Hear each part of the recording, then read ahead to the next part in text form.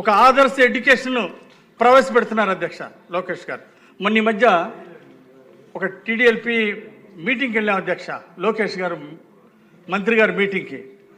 దానిలో ప్రభుత్వం ఉండేటువంటి ఆలోచనలు వారు చెప్పారు అధ్యక్ష. మంత్రి గారు చాలా సంతోషం అనిపించింది అధ్యక్ష. ఈరోజు సైన్సు, స్కూల్స్, మ్యాథ్స్ ఇవి ఒకటే సరిపోదు, మానవతా విలువలను పెంచాలి, అట్లాగే నైతిక విలువలు పెంచాలి అని చెప్పేసి ఈరోజు మంత్రి గారు తీసుకున్న నిర్ణయం ఎంతో అభినందనీయం అధ్యక్ష. ఇలాంటి సబ్జెక్టులు క్లాస్ పుస్తకంలో కూడా ప్రవేశపెడతామని చెప్పారు అధ్యక్ష. అలాగే పిల్లలు చాలా స్ట్రెస్గా ఫీల్ అవుతున్నారు అధ్యక్ష. ఆ స్ట్రెస్ పోవడానికి గేమ్స్ అండ్ స్పోర్ట్స్ కూడా బాగా ఎంకరేజ్ చేస్తామని లోకేష్ గారు చెప్పారు. ఇది చాలా సంతోషం అనిపించింది అధ్యక్ష. ఖచ్చితంగా ప్రతి స్కూల్లో లోకేష్ గారు గేమ్స్, స్పోర్ట్స్ అమలు చేసి తీరుతారు. విద్యా ప్రమాణాలని గొప్పగా తీర్చిదిద్దబోతున్నారు అధ్యక్ష. సమాజం పట్ల అంకిత భావంతో, సమాజం పట్ల ప్రతి విద్యార్థి కూడా తన బాధ్యత ఏందో తెలుసుకునే విధంగా విద్యా విధానంలో కొన్ని మార్పులు తీసుకురావాలని ఒక ప్రయత్నంలో ముందుకెళ్తున్నారు. చాలా సంతోషం అధ్యక్ష. ప్రభుత్వ సలహాదారు చాగంటి కోటేశ్వరరావు గారితో ఈ మధ్య మాట్లాడాను అధ్యక్ష.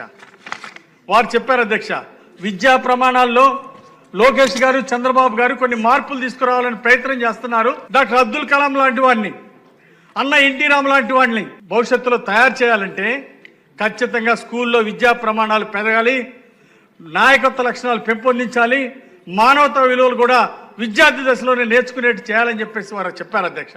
అంతేకాదు అధ్యక్ష, అన్ని సబ్జెక్టులు మార్కులు ఉన్నాయి సైన్స్, మ్యాథ్స్కి. ఇలాంటి సబ్జెక్టు కూడా మార్కులు పెడితే బాగుంటుందని చాగంటి కోటేశ్వరరావు గారు చెప్పారు అధ్యక్ష. చాగంటి కోటేశ్వరరావు గారు చెప్పింది ప్రభుత్వాన్ని పరిశీలించవలసిందిగా నేను కోరుతున్నాను అధ్యక్ష. నేను కూడా డిగ్రీ చదివేటప్పుడు టైం లేనప్పుడు ఇంపార్టెంట్ క్వశ్చన్లు చదివి పాస్ అయ్యేవాడిని అధ్యక్ష.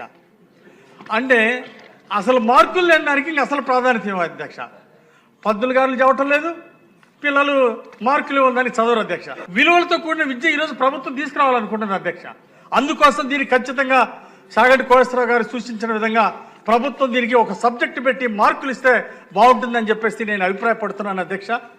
ఖచ్చితంగా ఈరోజు దేశభక్తి ఉన్నటువంటి వాళ్ళని, సమాజం పట్ల గౌరవం ఉన్నటువంటి వాళ్ళని, దేశ భవిష్యత్తు తరగతి గదుల్లో నిర్ణయించబడుతుందని చెప్పేసి సర్వేపల్లి రాధాకృష్ణ గారు చెప్పిన విధంగా ఈరోజు లోకేష్ గారు తీర్చిదిద్దాలనే ఆశయంతో ముందుకెళ్తున్నారు అధ్యక్ష. ఖచ్చితంగా ఈ ఆశయ సాధన సాధించగలరు. నేను అనుకున్నాను అధ్యక్ష, మొదట లోకేష్ గారికి ఈ శాఖ ఎందుకు ఇచ్చారు చంద్రబాబు గారు?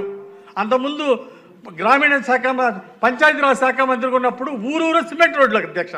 SC colony, ST colony, BC colony మొత్తం సిమెంట్ రోడ్లు, మరుగుదొడ్లు. వారి శాఖలో ఒక దేశంలో రికార్డు సృష్టించాము అధ్యక్ష.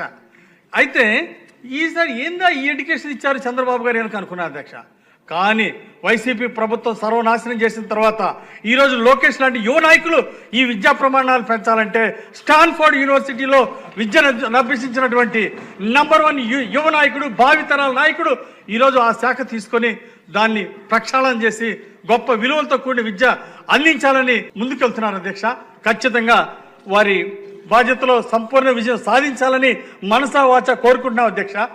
వారు కోరినటువంటి బడ్జెట్ ఇవ్వాలని ఈ సభ ద్వారా కోరుకుంటూ నాకు ఈ అవకాశం ఇచ్చినందుకు మీకు ధన్యవాదాలు తెలియజేస్తూ సెలవు తీసుకుంటున్నాను అధ్యక్ష.